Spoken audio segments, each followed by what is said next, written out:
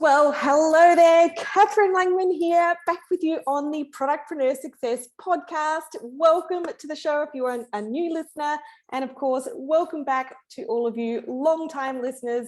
It's always fantastic to have you here. And today on the show, you have me, Catherine, so no interview today, but today we're going to be talking a little bit about consumerism, consumer behavior, and how it's changing really quickly right now. Since 2020, we have seen the world change and shift multiple times. In 2020 and 2021, we saw the biggest shift in consumer shopping behavior from offline and in-store towards online shopping and e-commerce. And we've seen massive changes in the way that people consume content online, where they're consuming content and the types of content that they're looking for. Not to mention, there's also been plenty of other massive changes that we've had to deal with in business that have really changed the way that we need to operate on so many platforms. We're not going to try and cover them all today. But last year, we were dealing with, customers and consumers who were really largely still living very disrupted lives, long lockdowns, mandatory masking, homeschooling, working from home. You all know the drill, I know. And this year, I think that we all kind of started thinking that things would be finally heading back to normal, maybe not normal like they were pre-COVID, but a bit more of a normal existence. But newsflash, they're not. I know I'm not telling anyone anything they don't already know here. But, as an entrepreneur, there's nothing we can do but hold on and really just try to adjust to the changing times as best we can. And I think we can all agree that staying flexible and staying fluid isn't always easy in business or in any aspect of life, I'm sure, especially when you are trying to plan the future of your business and really what you're trying to achieve. And the reality is we're all trying to continue to adapt, to a life where uncertainty is really the only guarantee. And we've learned there really isn't one right way, one template to follow, to respond to this constant state of uncertainty. There isn't just one current state of the consumer or one current way of targeting consumers through our marketing. And, at the moment, data-driven insights and, facts and stats and information that we can learn about our customers has really never been more important. And here's the thing, to acquire and retain customers, you really do need to know them. And but as a business owner, you can't get to know all of your customers individually or intimately if you're trying to do it individually, one-on-one. Certainly not in an e-commerce business model where you're trying to sell to many, right? But fortunately, there is one thing that you can do, one strategy that you can employ that will help you to gain the insights that you really need. And so that is what we are going to discuss in today's episode. But before we dive further into the episode, I would love to ask you a quick favor. If you love this episode, would you please share it with one or two of your business besties, especially if you know that they're looking to master how to grow their product-based business, their e-commerce business this year. It is super easy to share. Just click on the icon next to the episode on whichever platform that you are listening to it on, copy the share link, and then you can send it to your friends in a message. All right, let's dive into the episode. We're going to talk about how to figure out who your customers really are and what is really motivating them this year. Now, did you know how to figure out what your best customers want? So this is what we're going to discuss today. In business, we shouldn't be treating all of our customers like parents should be treating all of their children. We absolutely should be trying to love on some customers more than others, which sounds weird, but let me explain. And in the process, I'm going to give you some insight into your customers and explain how to build your business around your best buyers right here, right now in 2022. So why am I suggesting that you should play favorites with your customers? Now, those of you who know me, even just a little bit, would know that caffeine practically runs through my veins. I have been a coffee lover for as long as I can remember, starting out with decaf iced coffees that I made as a little kid. And many years ago now, I would say 15 years ago, actually, I bought my first beloved Italian-made espresso machine. She was beautiful. She was chrome. She had these beautiful Art Deco panels on the side. She was just gorgeous. And I called her my third child. This was before I actually had my third child. And she remained like a child to me until she had a fatal heart attack when her boiler blew up. Luckily, coffee machines are replaceable, and I now have a fabulous Profitec machine, which is German made, and it's all chrome, and it looks a little bit like a rocket ship sitting on my kitchen bench. I love it. Anyway, since then, I have bought a lot of coffee products, as I'm sure you can imagine. So that's 2 coffee machines now. Coffee grinders, brushes, tampers, beautiful coffee cups and jars. The list goes on. I even bought a professional coffee making course. And of course, I buy coffee beans on an ongoing basis. But I didn't buy all this at once. It was a process. And the place that I bought all my products from originally educated me about coffee, cheers, using engaging content. So I would read their emails, I watched their videos, sometimes I would visit them in store, but I also visited them online, and I would buy and buy and buy. I became what I call a hyper consumer, and these are the people who drive your sales forwards. They are the backbone of your business, and you need to learn how to attract and acquire these kinds of customers yourself. Use the 80-20 principle, the Pareto Principle, to identify your hyper consumers. And here's how you do it.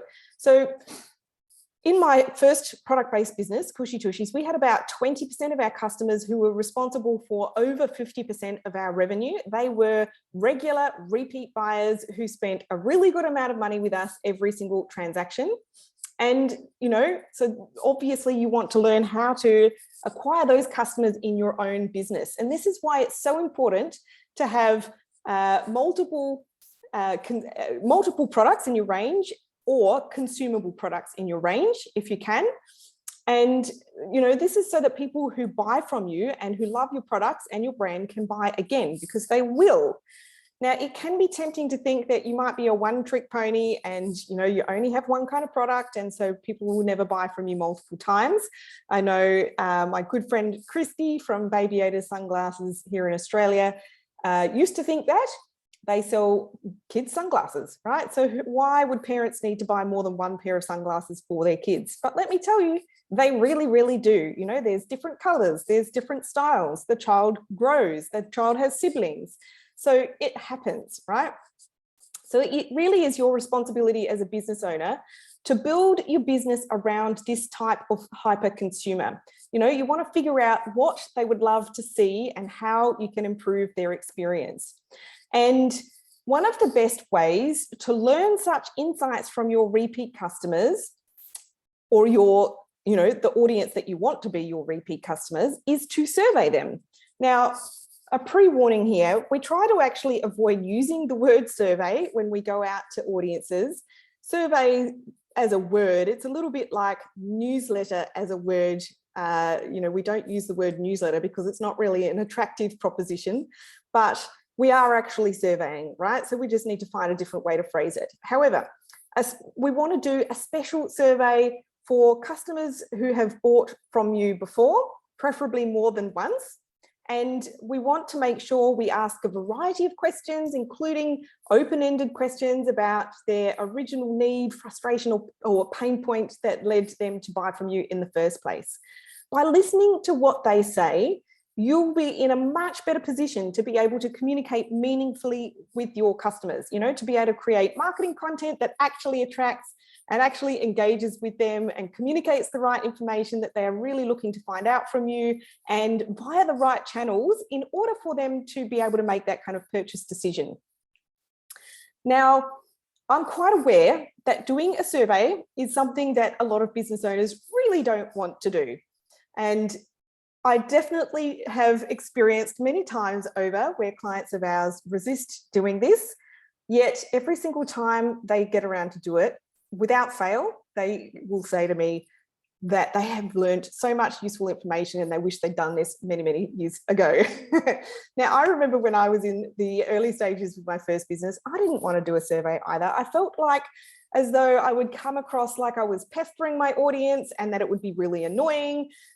Like it used to be really annoying when I was growing up and telemarketers would phone the house at dinner time to ask market research questions.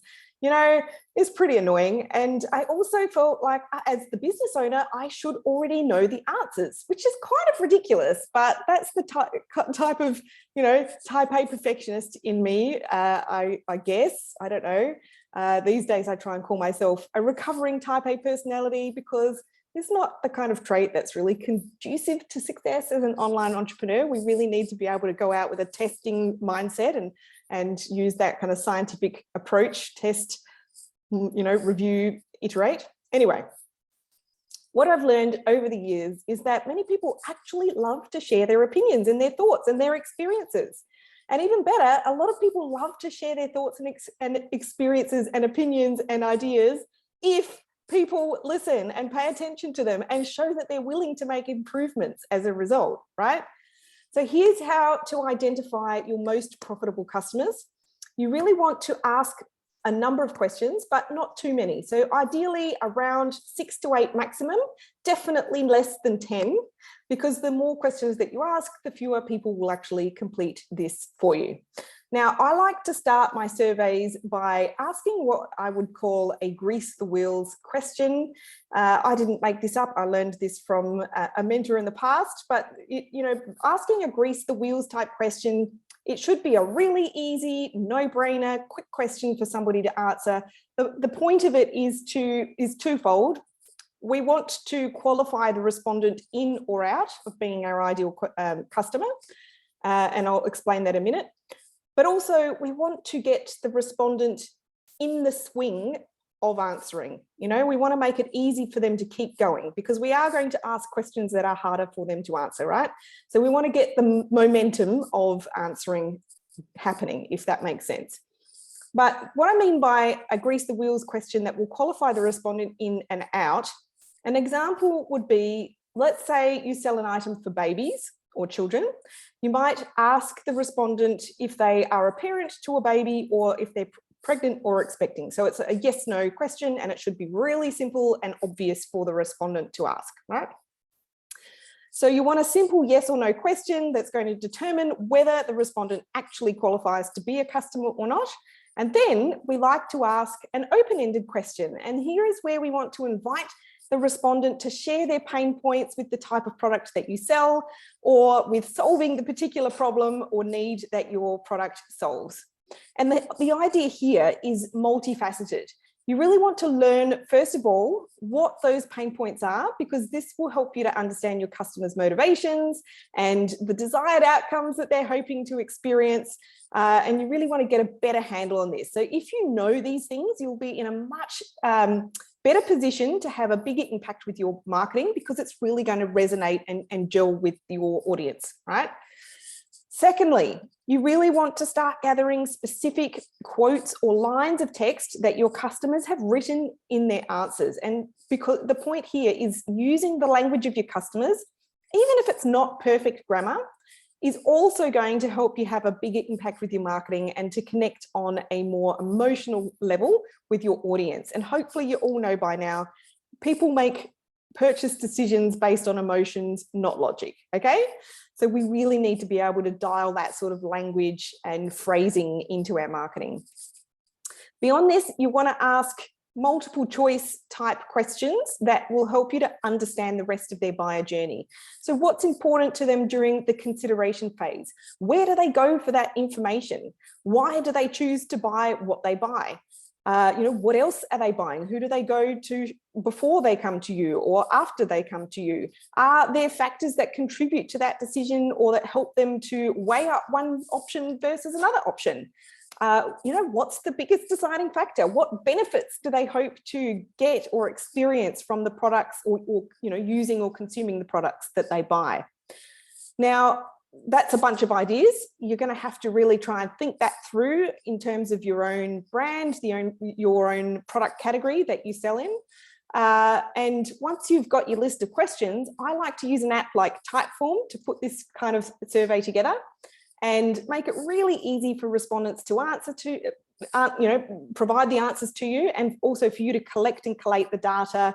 You need to be able to collect it in a way where privacy and security of data is maintained, but also in a way where you have the data in a format you can analyze, so graphed, for instance. And you want to aim for at least 100 responses so that the sample size is meaningful and it will give you insights and information that is representative of your potential customers. Now, caveat here, some of you probably saying or thinking, Catherine, I'm just getting started. I don't even have 100 people. I don't even have 10 people on my email list yet, or I don't have an email list yet to ask.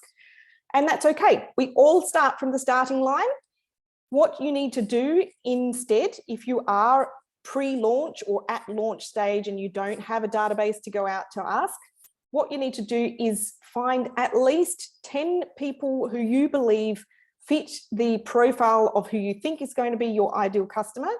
And you need to actually have a personal messenger or SMS conversation with them. And why I say this, as opposed to getting them to just fill out the Typeform survey, and this is a tip that I learned from Ryan Lebeck, who was a mentor of mine for a long time, and he's the data king when it comes to marketing. The reason you want to do it one-on-one via a messenger or text message conversation is so that you can dig in and ask for more details. So, the respondent might give you the answer to the open-ended question, and there might be something that they say that is really interesting, but they could elaborate on. So you want to ask for more detail as much as you possibly can.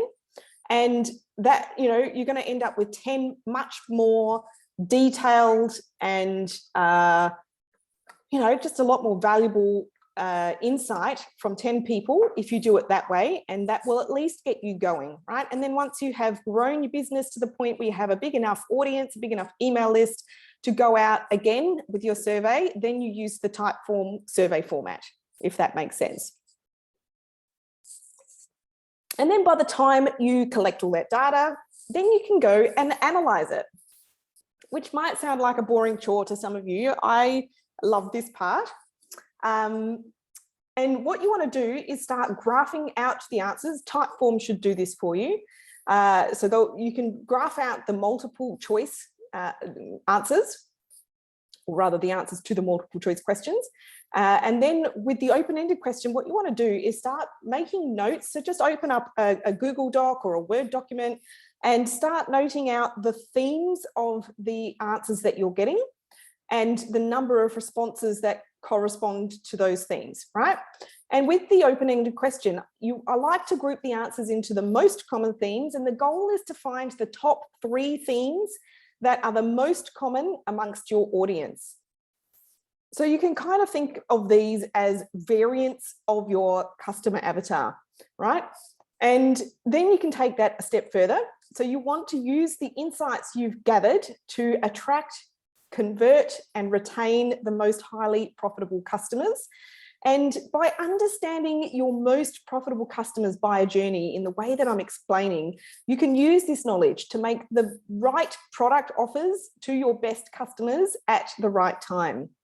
So I'll give you a few examples now about how you can use the insights that you gain from your survey in your marketing. So number 1, you can create specific marketing automation campaigns that are triggered by specific events or specific behaviors that your customers might take on your website. So for example, they might sign up to your email list, or they might abandon their shopping cart, or they might make a specific product purchase. And so, oftentimes we'll have clients come to us and, they've got their Klaviyo account up and running, and they've used the template flows in Klaviyo, which is great. We love Klaviyo. Klaviyo is the ant's pants when it comes to email marketing for e-commerce. But the template content in these flows does not have anything to do with your customers, right? you need to know what to put in the emails. And the only way to do that, to find out what to put in those emails, is to go and ask your customer base, which is what we're doing here in the survey. And so you can then customize the content that goes into these emails, and it will be specific to where they're at in their buyer journey. So if they are just signing up to your email list in the first place, they've not purchased from you yet, then they're going to need to receive, the right kind of information. It might be, you might want to start by introducing your brand, but also positioning what you're saying about your brand to speak to the pain points and the ideal outcomes or ideal benefits that your customers want to experience. So, here's what they're struggling with right now, and here's how your product helps them to get what they want or to experience what they want, right? So, and don't just be really boring about stating that, we know you struggle with blah, our product helps you to have such and such outcome. Don't be boring like that. You want to tell it in a little bit of a story and showcase it visually as well, which shouldn't be too hard to do with, if you've got the right sort of imagery and content that really matches your brand and engages your audience. So, and then abandoning the shopping cart, if you've done this kind of a survey, you'll have an idea of what are the factors that your customers are weighing up through their consideration phase of their buyer journey.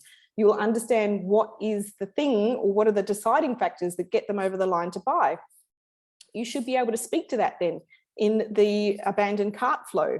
Or post-purchase, if customers typically come in and they buy one product or from one category first, and then they, if they like what it is and they have a good experience using or consuming the product, then they might come back for more of the same, or something, like an upsell or a cross-sell to something that is related but different. Or they might come back for a bundle. So usually in my business, people would come in and they just wanted to try the products first, and then they would come back and buy a big bundle. So we knew to put this stuff in our post-purchase automated email flows, and that we knew to do that. I mean, partly we knew because we could monitor the shopping behavior through the checkout of the website, but also because we were surveying the audience, right? So really what you want to be able to do is send automated email campaigns, perhaps after a customer has bought, like I was just inferring, timed to make specific offers at the time intervals that that your best customers are likely to be ready to buy again. All right, so that's the first use case with the information that you might gather from your survey. The second idea would be to include the right products in your product range. So what I mean by this is mapping out your most profitable customers' buyer journey, and seeing what repeat purchases they make over time. You can then use this to inform decisions around which new products or bundles or variants that you add to your range. And you can also use it to help inform your production or inventory requirements. For example, if there's a high chance that one product or category that customers buy first, then you really want to make sure that you always have that in stock. Or it might be common for your customers to buy one thing first to test you out, just like in my first business, and then come back to buy multiple items. So you want to know what to put in your bundles to make sure that they're desirable and easy to sell. So the goal is to increase the frequency of repeat purchases and to extend the overall lifetime of your customer. The third use case for using your survey data is to tailor your content marketing to suit your most profitable customers. This one should be pretty simple. You can use what you know about the information requirements and the buying habits of your most profitable customers to drive pretty much all of your marketing, all of your content marketing.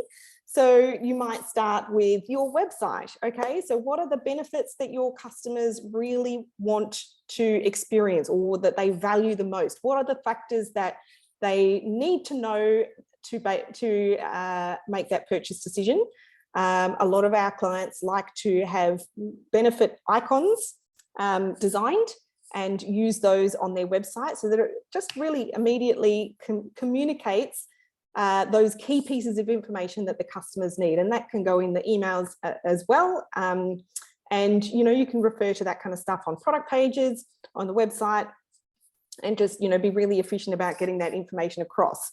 It could also be to do with your newsletter marketing, right? So you want to create content and you want to run promotions that are really designed to appeal to your hyper consumers. So, for example, if your customers are typically looking towards particular Instagram personalities, whether they're celebrities or major influencers with huge audiences, or whether they're more micro influencers who just come across as people just like your own customers, whoever your customers look up to, right? If your customers are the kind of people who are looking to these personalities for guidance or inspiration or advice, and your customers' purchase decisions are heavily influenced by what those personalities say, then you want to make sure that you can try and get your products out to them and start to collect that kind of content, right? But that's not every kind of customer though. If your customer is more likely to make a purchase based on really considered values and beliefs, then you really need to find out what those are, so that you can create content that clearly articulates your own or your brand's values. And of course, you'll want to be trying to appeal to customers with values that are aligned with your own authentic values, and you are not making something up in the hopes that it will appeal. I think values-based consumers typically have a pretty acute radar to sniff out any inauthentic marketing that brands put out. Or if your customers are super overwhelmed and feeling a little bit beaten down by life, and they really are just looking to escape from reality for a little while, then you might need to find ways to create marketing content that's entertaining for them, that speaks to the reality that they're living, that, maybe has a humorous or entertaining take on that reality, perhaps. Jimmy Rees comes to mind, although he's not a brand selling products. Anyway, and then, or who gives a crap? That would be a great example of a brand that would speak to that kind of consumer. And then you want to be distributing all of that content and all of those promotions via all of your channels, from social media to email marketing to your website to any other media or channel that your customers are, typically on and that you use to communicate with them. In my first business, I actually had segments of my customer base that fell into all three of these particular categories. So I would make sure that I had different kinds of content that really appealed to each of them. And that way, my customers always felt like I was talking directly to them, that I got them. And that's because they felt like I knew who they were, what they were struggling with, what they really needed and wanted. And then because of that, they were more likely to give me a go and to buy from me. And truly, if you take the time to learn all about your customers and then use that information to help you treat your best customers like royalty, you'll absolutely skyrocket your revenue and your profits. And the benefits to your bottom line of having loyal repeat customers is absolutely irrefutable. When you turn one-time customers into multiple repeat customers, if you can increase this loyalty rate by even just 5%, statistics show you can potentially increase your profitability by up to 95%.